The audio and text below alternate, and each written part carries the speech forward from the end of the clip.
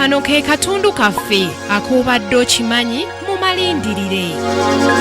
Abu Mayanja ajjukirwa nnyo olw'okwagala obwenkanya era ng'azzeeyo e Bungereza omulundi ogwokubiri mu 1960 okweyongera okukuguka mu by'obukulembeze. Yateekawo enkolagana ey'enjawulo n'Abafirika abalala abaali balwanirira eddembe ly'abaddugavu. Mu Bafirika be yakolagana nabo mwe mwali Joseph Mirumbi eyaliko Ssaabaminisita w'e Kenya, Kwame Nkrumah owa Ghana, Tom Mboya owa Kenya eyaliko Ssaabaminisita wa China Zhou Enlai ng'ono yamuwaako ne ku nsimbi ezaali ziwerera ddala okuzzaawo ekibiina kya Uganda National Congress. Yayagala nnyo okuzzaawo ekibiina kino era n'afuna ekyapa ekyakubanga ebitabo nga kino kyateekebwa mu posita ya Uganda ate ekirala ekkololo kati awali bbeekeri y'emigaati gya Hot Loaf.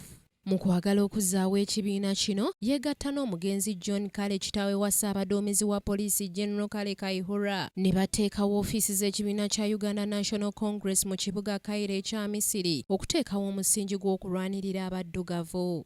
Abu Mayanja ng'akomyewo ku butaka mu 1960. Omwaka 1961 yaweebwa obwa minisita avunaanyizibwa ku byenjigiriza mu gavumenti y'e Mengo. Yeetaba mu lukuŋŋaana lwa Lancaster House mu kibuga London nga luno lwagendererwamu okutema empenda Uganda okufuna ameenunula. Uganda yava mu mikono gy'Abazungu ng'ennaku z'omwezi 9 omwezi ogw'Ekkumi omwaka 1962 ku mikolo gy'ameefuga egyali ku kisaawe Kololo. Emyaka bwe gyagenda gyekulungula mu 1964 yalekulira ekifo ky'obwa minisita ow'ebyenjigiriza oluvannyuma lwe yali omukubiriza w'olukiiko lwa Buganda Eriya Saafi Kalule okumuboggolera mu lujjudde bwe baali mu lutuulo olumu.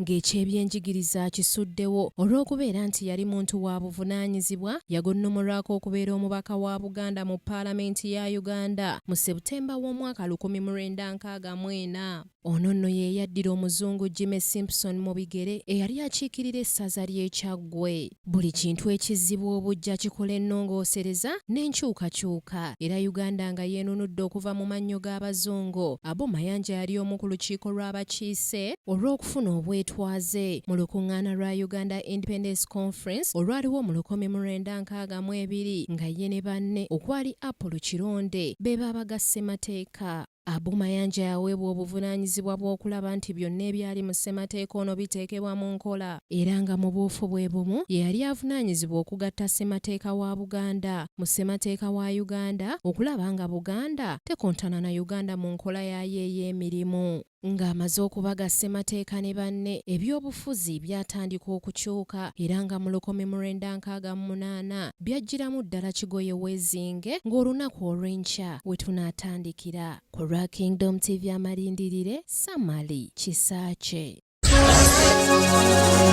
Kano ke katundu kaffe ak'Obadde Okimanyi. This is Kingdom TV.